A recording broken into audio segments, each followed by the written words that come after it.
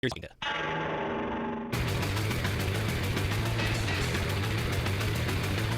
Well, ladies and gentlemen, this is The Talking Dead number 55 for the 10th of October 2011. We are on the air once again, and it is 1 week until Season 2 Walking Dead premiere. There's no air. There's air. We're not on the air. None of this is going across any kind of air. We are on the series of tubes, otherwise known as the internet. The internet dump truck. I think it's okay to use that metaphor even for podcasting on the air. Well, yeah, we're not broadcasting. We're broadcasting. So we need something else. We're online. We're online. Yes, that's true. Not live, but whatever. I mean, I guess people could stream this through their Wi-Fi to whatever listening device they want. Live to tape, that's what we're doing right now. That's true. And not to tape anyway. Not to tape. Live to hard drive. None of the old metaphors work, but we are here, we're recording, like I said, we're 1 week, less a day away from Season 2 premiere. I've never been more excited about TV event in my life, I think. Really? I mean, I've been excited about TV a whole bunch, a number of times, but this, and it's because we think about it so much, we talk about it every week, and I watch all the videos and I pay attention more so than any other show. It really got me pumped up. I try very hard not to get excited to think about it because in the past I've been super excited about television coming on, and when that happens, I'm so excited I can't enjoy it. Well, see, it's probably even easier for you because I'm the guy who like reads all the news and collects it all and sends it to you. Well, I don't ignore it. I read the news. I skim the headlines, and you just do a little more in depth, and then we talk about it. But I'm excited too. I try very hard not to be super excited because I know from past experience that I'll get so excited about a show that I watch it and cannot enjoy it. Yeah, I'll get mad at every single commercial interruption. I'll be like, I can't believe the commercial's on. Yeah, you just set yourself up to be let down. That's what happened to me when I watched The Dark Knight in the theater. Yeah. I was so excited about that movie, and the first time I watched it, I couldn't really pay attention to the movie because I was just so excited about, oh my god, you're watching Batman and The Dark Knight. We did it. It was on IMAX. We did an opening shot in the IMAX, framed just this beautiful cityscape. Just like, oh, that was very exciting. There were audible gasps in the theater. Yes, there were. It was amazing. But then I went back next week and saw it again and really enjoyed it much more. Yeah. So that's what I'm trying to avoid with The Walking Dead, doing a poor job. I'm doing okay, Joe. All right, good. So we'll see what our impressions are next week. Before we get into the show, though, we've of course got the news and we'll talk about our contest a little bit more. I just want to once again remind people that I'm coming to New York Comic Con as next weekend, premiere weekend. I'm going to be down there from Thursday to Monday, so full on, full on 5 days. Comic-Con. That's right. That should be full on Comic Con. There you go. It's hard now. That's right. TM.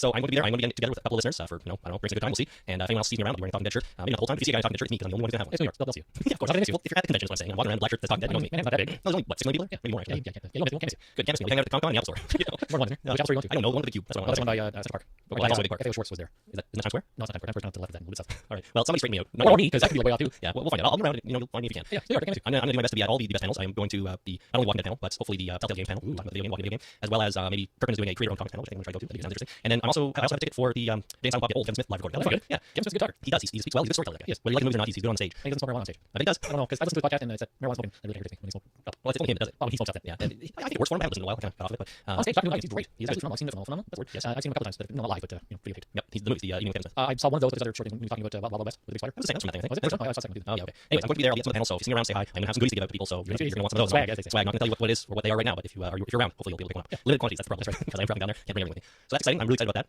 Also, before we get into the news, I just want to remind everyone that we are running a contest right now, which is super exciting. Here's the deal. To enter, you want to go onto the iTunes and post a review of the show on our profile page on iTunes. It's a good idea anyway. It's a great idea. I think everyone should be doing that. But what we're going to do is take all the reviews that were posted between last podcast, which was 2 weeks ago. I don't remember the exact date right now, but it's on our website, up until October 16, which is the premiere next Sunday. So that Monday when we record, we're going to choose our winner. And the prize, if you want to know, is a autographed Tony Moore print, Michonne print, really cool. It's her with the 2 zombies chapter, Artless Zombies, awesome. As well as a copy of The Walking Dead number 88, the exclusive cover from Fan Expo, which was back in August in Toronto, from Fan Expo. And we're throwing in a copy of our buddy Dave's comic webcomic, the print version, Stranger number 1. Very excited. Sorry, I'm not going to review. You can't win. I'm sorry. Oh, so there you go. I'm not supposed to review either, so. Check over at talkingdeadpodcast.com/contest for details as well as pictures of the prizes. They are pretty cool if you want to get on that. Post a review on iTunes for us. Okay, with all that out of the way, I think it's time for us to get into The Walking Dead news. All right. First thing in the news today. So, The Walking Dead webisodes that were directed by Greg Nicotero came out early last week. Hopefully you had a chance to watch them. I watched the first 3. Out of the 6? Out of the 6. What happened? I stopped watching. They're only like 4 minutes long. Yeah. I've been very happy week. All right, so there were 6. I've seen them all. They're called A New Day, Family Matters, and Domestic Violence. Those were, I guess, the 3 you saw. That's right, yeah. And then Neighborly Advice, Stepmother, and Everything Dies. That's true. When he does die. Shakespeare said Did he? All lives must die. Well, good for him. Hamlet. These webisodes were starring Lily Birdsell as Hannah. Now, Hannah is our character who turns into Melissa Cowan, who turns into Bicycle Girl, the zombie Oh, from. I should watch the rest of these. That seems like a really cool story. You didn't even know that? No, why do I know that? What are you doing, man? It stars Rick Otto as Andrew, Rex Lynn as Palmer, Madison Leslie as Jamie, and Griffin Cleveland as Billy. The last 2 are kids. Griffin Cleveland. Yes, Quite a name. it is. Makes me think of Family Guy. It really does. For obvious reasons, you know the show. He's younger than Family Guy. Griffin Cleveland? Yeah, I think so. Maybe conscious choice. Maybe It's scary. Yeah, Griffin Family Cleveland. There you go. So these were directed by Greg Nicotero and written by John Esposito, apparently a long-time friend of Greg's. Right.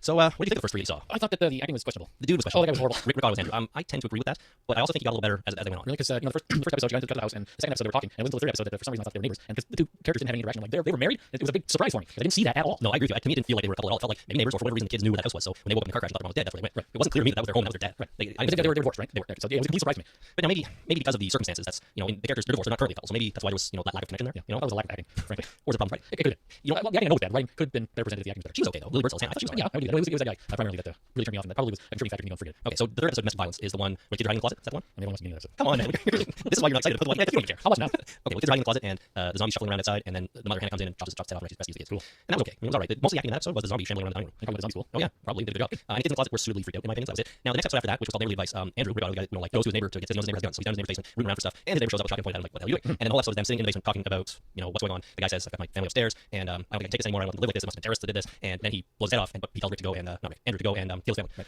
So the acting in that one's a little bit better. Andrew Rick Otto didn't have too many lines in the conversation. It was a one-sided conversation, and the other actor, Rex Lynn, was decent. Okay. He's an older guy, been around a long time, he's acted in everything. You've probably seen other stuff at the end, even though you don't recognize him, because I didn't like him. Okay. But he was much better. So anyways, they move along, and the final episode, Fathers. Do you mind if I spoil it all? Spoil it. Why spoil it? Bicycle Girl. Yeah, well, I told you that when I sent these to you. I said it's the didn't I? I said the origin story of Bicycle Girl. I'm probably ready the first half of the sentence.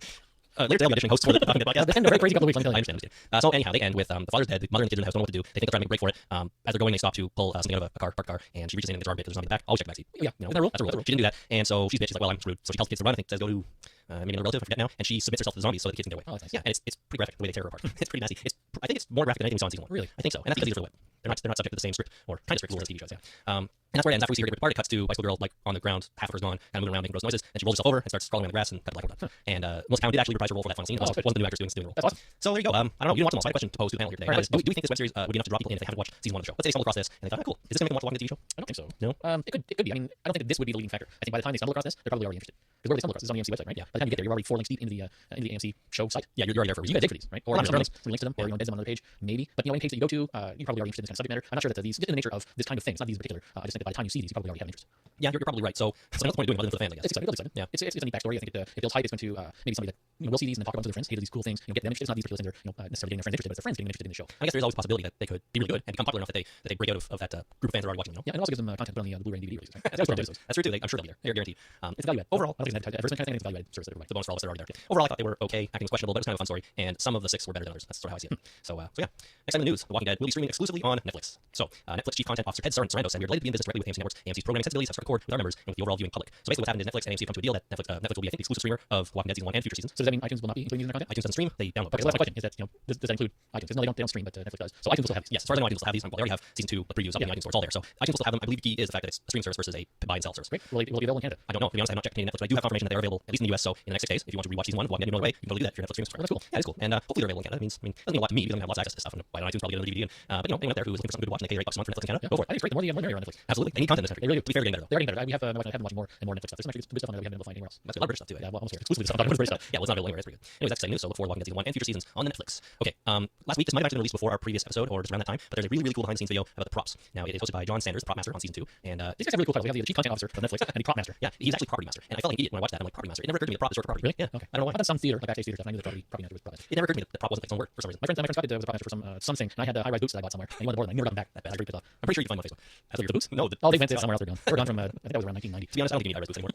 Come on, it's 21 years later after they were out of date for 20 years, for 10 years. Anyway, so this behind the scenes video, it focuses on the props, and it's really cool. They're really linking our show notes for this, so definitely go check it out if you haven't. There's all kinds of information about the guns and the weapons they used. Yeah. They showed like the real guns, and then they showed rubber versions of the same guns. So if an actor has to like fall down a hill, they hold the rubber Oh, gun. you don't know how to fall down a hill with a shotgun. No, even even an unloaded one, it's just a big metal tube, steel. Yeah, big steel tubes that Falling in the head. Yeah, you can cause some serious damage. Right, so they have like flexi rubber guns that they roll down hills with, and Makes me want to roll down a hill. well, kind of, yeah, it was pretty cool. They also showed quarter load guns, which I never heard of before. They're used for shooting at sort of short range. So you can actually shoot something, but it's only a quarter of what it actually would be. Right, so it doesn't shoot the 1100 meters that real rifles shoot. Yeah, exactly. So that was pretty cool. So they showed them standing there and actually shooting the guns, and it looked like a real gun because the gun moves and stuff like that, like it's supposed to. It's enough to get the projectile out, but not enough to actually shoot through the wall and then through somebody else's car and then through into the other person. Right, and I think unless you're at like point blank range to the eye, you're not going to. Oh, you know the blank. If you have a blank and you're anywhere within 50 to 100 feet of the muzzle of that thing, you're gonna get powder burns. Like blanks are dangerous, and quarter load guns are probably just as dangerous plus a projectile. Yeah, probably. Well, okay, so just don't shoot on, I don't know, Point anybody ever. That goes for guns, cars, whatever. Yes. All right, but that was really cool. Now, the other thing that they had that was neat is the guy showed that each character has a bin with all their regular stuff in, or a small bag. Okay. So he showed Rick's bag, and there was like watch and his badge and wedding ring and things like that, which was really neat. Like, there's just a bin in a bag for all these characters, a bin for bigger stuff. But it travels from location to location. It's all in, yeah, I need the Rickman. Where's the Rickman? Exactly, it's all in the trailer, and it just drives to the next location. The guy's there, and he's like, okay, what do we need for this scene? So he pulls out the bins for what characters get their stuff, the makeup and costume people get on them and so on. It was really neat. But while he was showing Rick's bag, he had the drawer open with some bags, and in the background was a bag labeled Otis. Oh. Otis we've never seen before on the show. He's new. And all that was in it was a set of keys that I could see. So I was thinking maybe that's keys for a zombie field burn. I don't know. Could be tracker keys, could be anything. Like keys? I guess you know. I'm sure they do. Can't just go on a tractor and press the gas pedal and go. You can't. It's not a golf cart. No, I've done it. My friend had a farm up near the zoo, and we used to go on a tractor and drive around, and it didn't need keys. Sue is a small town in Northern Ontario, for those who don't know. Oh, yeah, sorry. That's okay. Well, anyways, it was a set of keys, and so far, all we know about it so far He has keys. is that he has keys. Well, he's And they play an important role. So I think they've got to lock something. Well, Rick's watch doesn't play an important role. It's just their stuff, right? Maybe his keys clip onto his belt loop, and he wears his keys around because Maybe on the tractor. yeah, that's classic. That's great stuff. I love that stuff. But I don't know if necessarily just because they're in that thing doesn't mean they're important. They're just part of Otis's ensemble. That's true. I choose to believe they're important though. You might unlock something someday. Yeah, no, you just like you might watch it once in a while. Watch this though. So then, anyway, right at the end of the video, they showed Andrea shooting a handgun, one of the quarter load guns, I think. Right. And she was standing in front of a really nice looking residential house. There was a nice looking residential house on each side. It was a nice quiet street. Clearly, it wasn't a farm.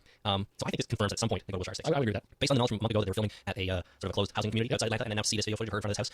It kind of goes in contrast with what we think is going to happen in the first episode, in that they're going to get to the farm at the end of the premiere. Why does it contrast with that? Well, it means that we're going to, unless they change the order all around, it means that we get through Wilshire Estates in the first episode and then leave and get to the farm. I like to believe that they change the order. I would There's no real reason why it has to go in the order it happens in the comic. So I would like to think that they change the order. Maybe they get to the farm, realize they need supplies, go out to a nearby housing complex, residential area, and try to loot the house. Maybe that's what they're doing. Whether it's called Wilshire Estates or not, who knows? It seems like they do go somewhere like that. Anyways, this video was really awesome. If you want to see cool like rubber guns and things like that, it was really neat. Rubber guns and quarter loads, come on. Exactly. I recommend going and checking it out. There will be a link on our website.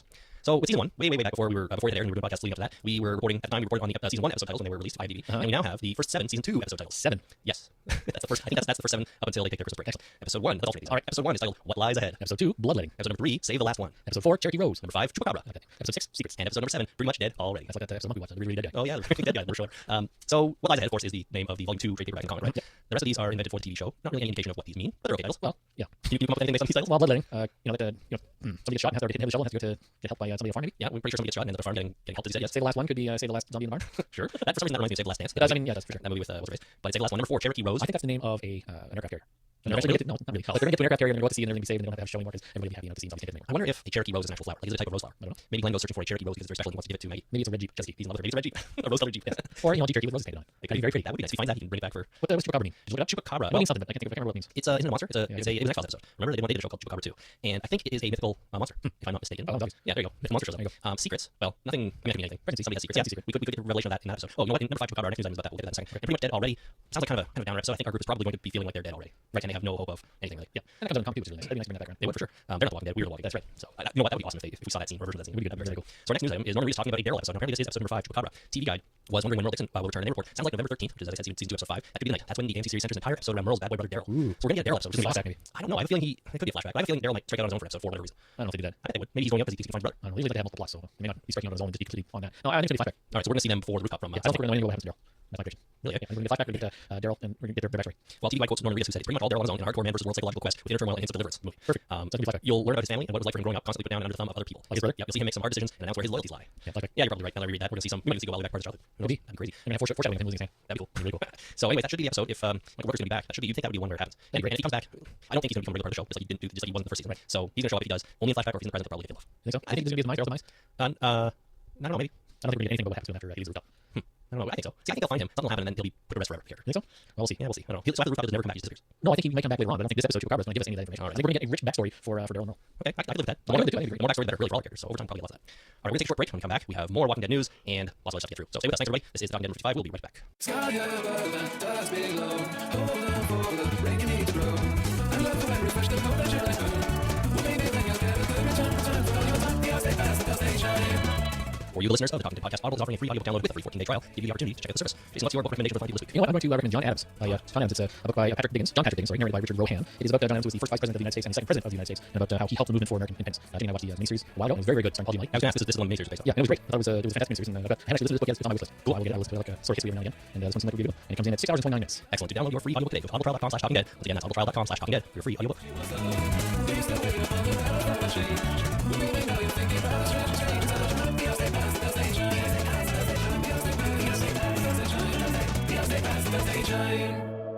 All right, welcome back, everybody. We've got more items in the news this week. There's, of course, lots of news as we lead up to season 2. Let's talk about the Walking Dead Rise of the Governor novel that comes out tomorrow. All right. So the story, here's what we know, it comes out tomorrow. And the story follows Philip Blake and his daughter Penny, his brother Brian, and their two best buddies, Nick and Bobby. Sounds like a good bunch of guys. That could be Griswolds traveling across the country on their station wagon. Sounds like a fantastic little genre. Yeah, that's why not. It's great. The official description of the book from the press release is following in the footsteps of the New York Times bestselling graphic novels and a record-breaking new television show. This debut novel in a trilogy of original Walking Dead books chronicles the backstory of the comic books greatest villain, the Governor. So there we go. You know what's about. But reviews have started coming in. People have been listening and we're reading this book. And so far the reviews are very favorable, really, which is great. I'm very excited about that. Jess Darbone from Examiner.com had this to say. She says the story follows Blake party through the familiar landscape around Atlanta, Georgia, the same landscape Rick Grimes and his companions traverse in the comic books, from the Wilshire Estates to downtown Atlanta to the Georgia countryside, to Blake's quest for a place to hide and live in peace.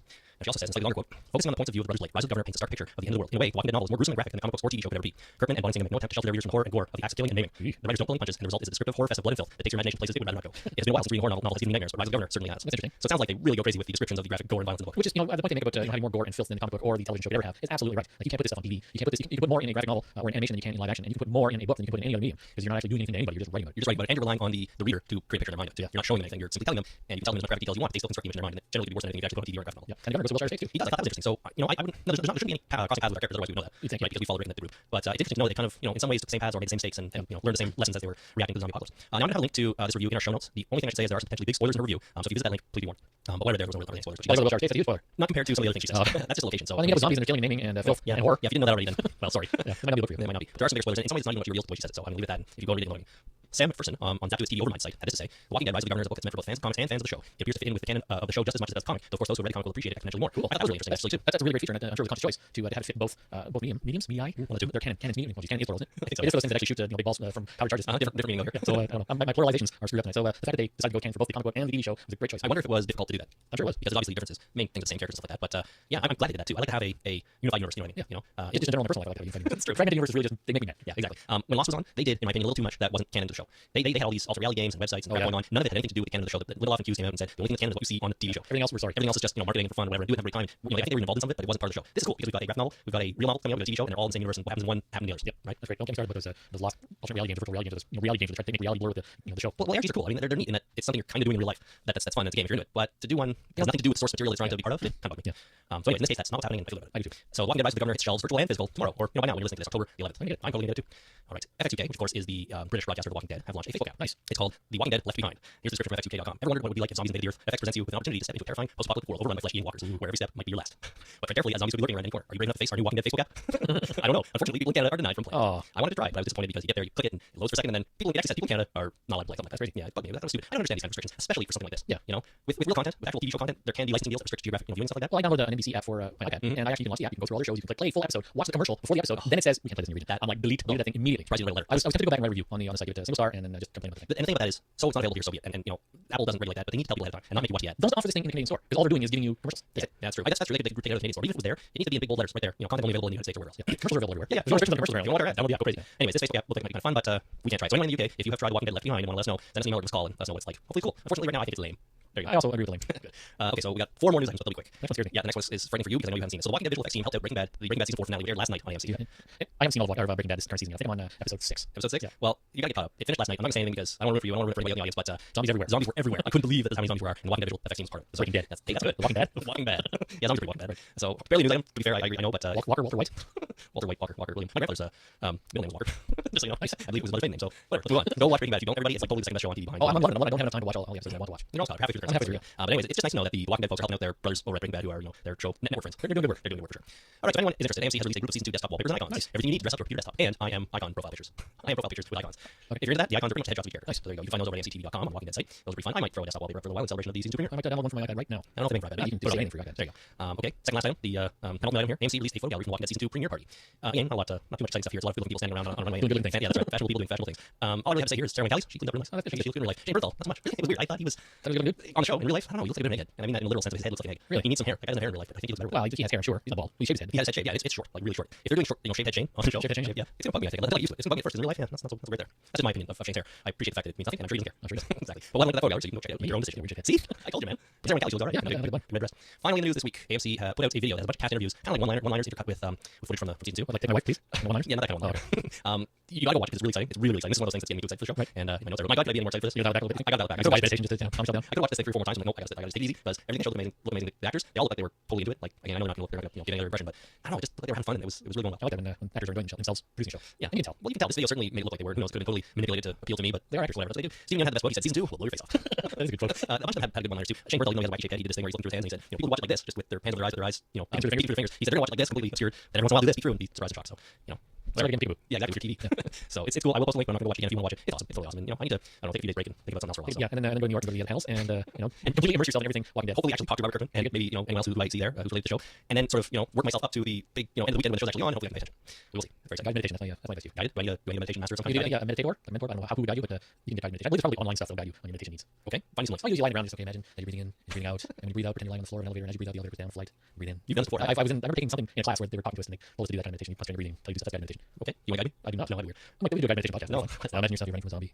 You find a shotgun and you turn around, shoot it wildly, hitting them right in the head. Yes, you will blow your face off. Blow his face off. His face off. It's the most boring podcast ever. Pretty much. Couldn't be more boring than this. No, this is bad. Oh, anyways, go check that out. Blog. I mean, the link will be on our website, talkingdeadpodcast.com.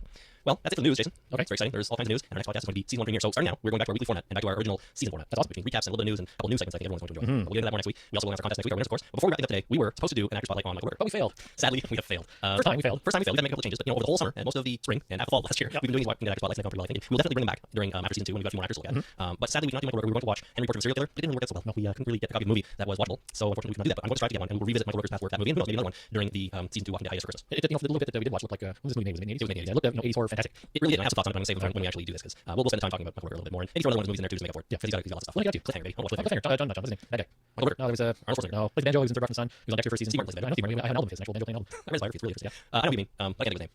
You'll come to us when we're done. Yeah, thanks. That guy. So we'll get back to Michael Rooker sometime probably in December or maybe January. And sorry for anyone that was really looking forward to talking about Henry Portrait of a Serial Killer this week. We have failed. We have failed. Epic fail. It's not really epic. No, it's just a sad little fail. Pill out. We have pilled out. We have fail. That's my God, once. Nasty. She's only 4.